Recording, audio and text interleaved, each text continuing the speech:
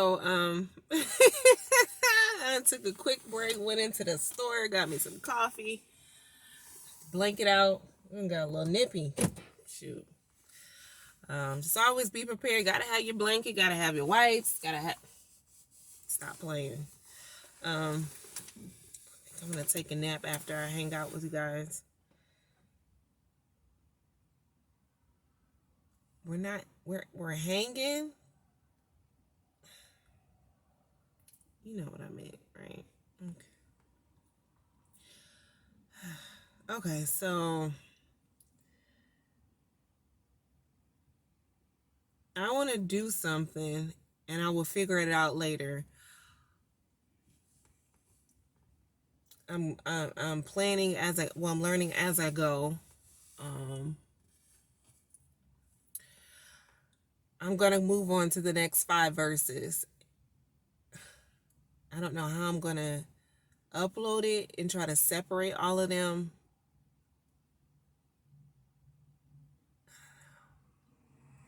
Maybe y'all would just let me have this one off day where things are a little off, okay? Balance. Gotta have balance. So we dissected. We're on chapter 2. We covered verses 1 through 5.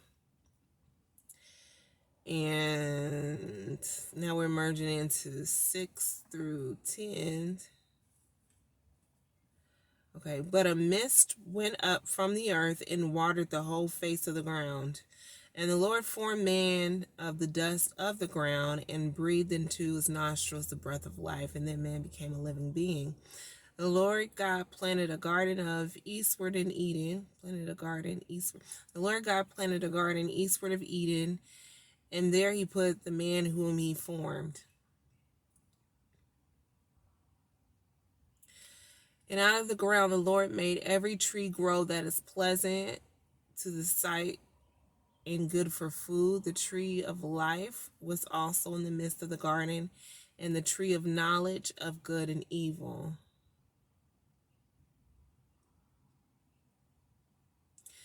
Now a river went out of Eden to water the garden, and from there it parted and became 4 riverheads.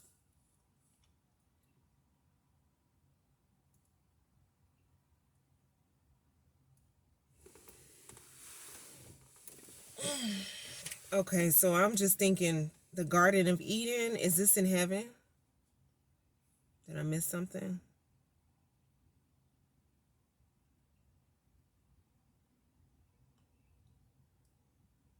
Because the way it's given to us is almost as if man is being created for the first time, which we know isn't true. How do we know?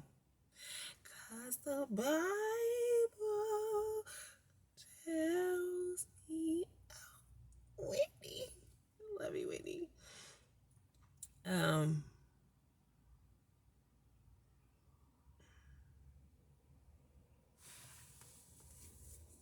Yeah. I'm assuming, we can't really assume, right? According to the scriptures, where is Eden located? Does it tell us?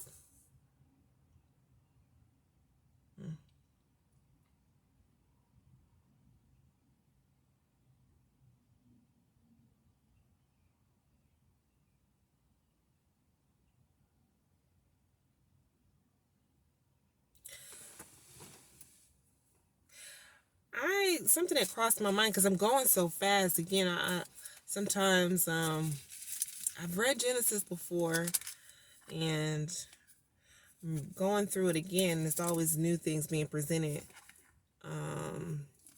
But the last time I really went into Genesis was maybe around a year ago, maybe a year or so ago. But I'm posing the question, why did he create? I'm circling back. Something I'm trying to do, but when chapter 1 verses 27, God created man in his own image. No specification as to how it was created. We're assuming that what he just breathed life. No. We assume that he just spoke it into existence as he had been doing for all the other creations. Spoken into existence.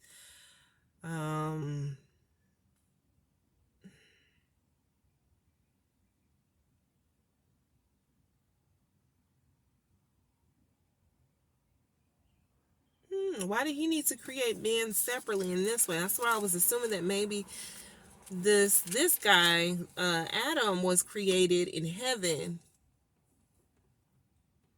and the other ones were created in earth. Also, why is he skipping the human life process?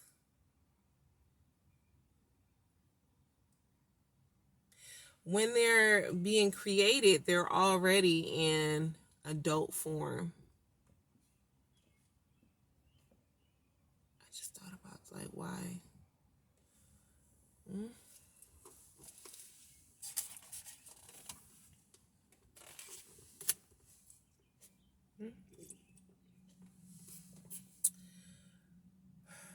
Who's not a woman around to take care of who gonna raise them? You gotta create them as adults, because now they know how to fend for themselves. Can't have no babies around here.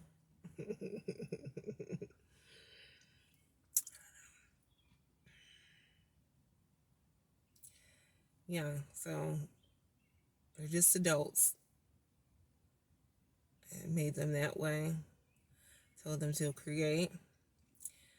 How did they know how to just create and go about? Maybe they were created with all knowing knowledge of how to have sex, how to multiply, how to be fruitful, how to,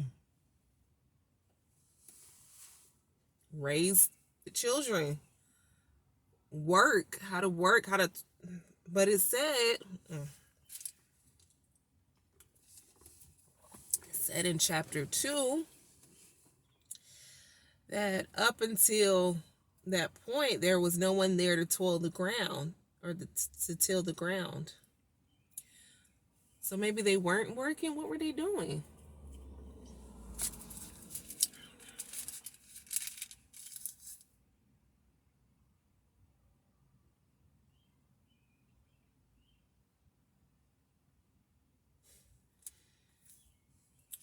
Why did God create this guy? Why did God create Adam? Is it because there was no one to till? Because that's messed up. You know what I'm saying? There's this fish that I knew nothing about, but one of the guys, somebody came in shopping. They were looking for the fish. I don't know the name of the fish, okay? But I thought it was horrible because he said they're feeder fish. They're created to get eaten. I was like, oh, that's messed up. Do they know that? Ooh, yeah, they're a little too calm to know any day now. Poor, poor fish. Poor fish. Why? Why did God create Adam?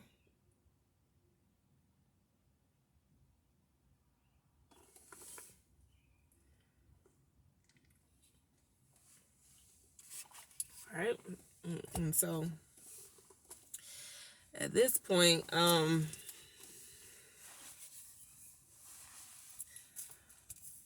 he created it differently. Why did he use the dust? Why did he just not speak Adam into existence at this point? And y'all have to bear with me. I don't really have no strong points here. So I'm going through it, and it's okay. I'm still having fun though. Let's see.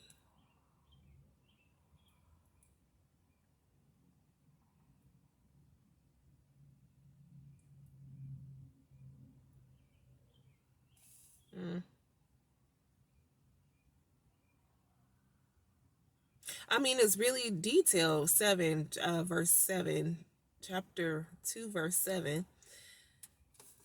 Breathing the breath of life into him. Did this not occur already with the other two? Now we're on some comparing and contrast and stuff. So I'm going to get out of it. This is why I like to review stuff first, go into counsel with myself, and then you're just watching it happen. Whoa, how did I get? Oh, because we're moving so fast. 6, 7, 8, 9, 10. Okay, so then planted the garden eastward in Eden, and there he put the man whom he formed. Okay, this guy is obviously separated from the other man and woman formed in the previous chapter.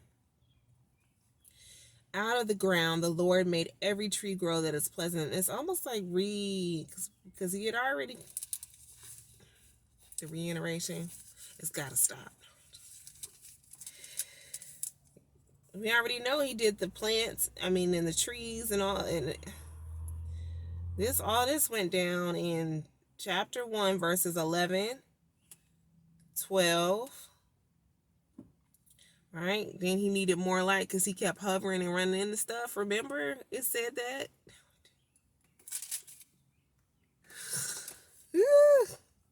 Okay, so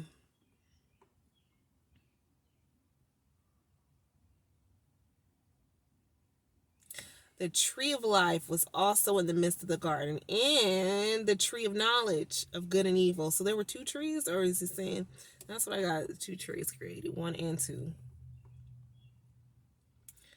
Of course, everybody wants to know what's the tree of life.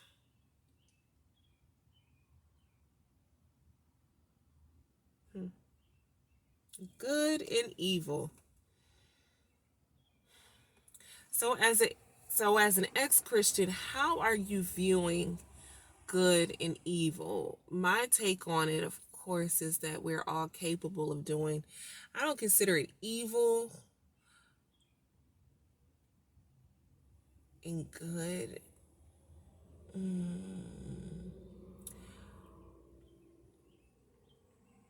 Can evil be just sprouted from ignorance? I don't really look, because when you walk away from Christianity, you no longer have that Satan is evil. He's doing all the bad. He's plotting. And sometimes you do, and you have to make sure that you start shifting your mind for your growth. You can't do away with one and carry that perception with you, because you won't be able to grow in your now. It's just a lot of unconditioning and reconditioning taking place. So is all good in your life? What makes you still do good? I watched a video one time on YouTube. This is when I was early, searching for something, and I don't know if I've already shared this, but the video, the guy was interviewing a woman who came on as an expert, and she basically said that humans, there's no incentive to do good things if you don't believe in an afterlife of some sort. And it hurt me so bad. And little did I know I was going to need stuff like that to propel me, to push me, to give me the courage to make sure I created content for people like me, so they won't go searching and stumble upon this is the only insight for someone who is an ex-Christian. Okay, I can't do good, so I have to go follow a God, pick a God, a goddess or something. There's just no point. There's no good in me as a human being. I don't have that capability. And there's no reason for me to want to do good. There's no natural incentive. There's no natural urge for me to do the right thing. It's pointless, because I don't believe in afterlife, or I don't have an understanding, or it's too much for me to grasp. This lady, I imagine she was trying to do something for good. I don't know. Why would someone say? Why would someone's perspective be that humans, were only created for gods? I was telling one of my loved ones, what are gods and goddesses without humans? How would you know about God unless something came along, another human, to share with you more about God? Or how would you know about other goddesses, other deities? They had their story, or their identity had to be disclosed to you through the form of another human. Their ego stroking, their edification, their glorification has to come about in the form of human, right? Because just nature alone is not enough for a god or a goddess. That's what it seems to me. I almost, when I started noticing a lot of egotistical ways of God, I was like, oh, heck no. No. Like, it was just senseless to me in the sense of, is he stroking his ego? It was one thing in the Bible. How am I getting from that? Where am I going? See? That's why I had to go and counsel myself.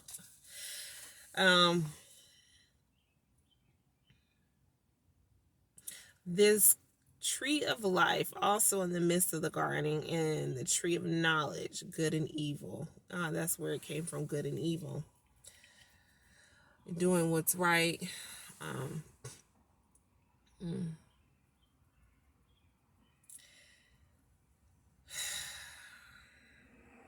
You got to talk about the reality. We haven't gone over in the Bible yet, but people, if you're not for God, you're against God, you're naturally an enemy, right? Because you're serving Satan. It's just what it is, according to the scriptures. So now you're fighting against, am I an evil person?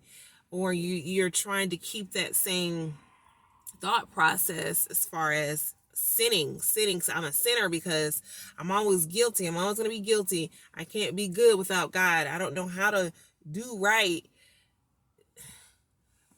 If you've transitioned and gone away and done away with this belief instilled in you, you have to give yourself optimism. That's the only thing I can offer you in this world. And with optimism, you do definitely recognize and discern that people are sick or people are growing in their different phases in their lives. You may even start to be able to view good and evil differently outside of God and Satan. Sometimes, I don't know, good and evil. How are you viewing good and evil? Because some people are in the practice of wrongdoing and scheming, and that's the only way they know how. And they just need the love. They need the most love. They need the most guidance. Because obviously they're lacking it, right? Ugliness is in them, so they don't have room for the beauty in them. So they're displaying certain things, and it's constant. It's just all about practicing the behavior of wanting to do what you feel is right. And these are abstract. These are all defined differently. This saying that treat people you want to be treated the way you want to be treated. Gosh, how all the confusion that is. But I understand people trying to simplify things. But I don't know, how do you find good and evil? And why was the tree of life created along with the tree of knowledge of good and evil? Who was it for?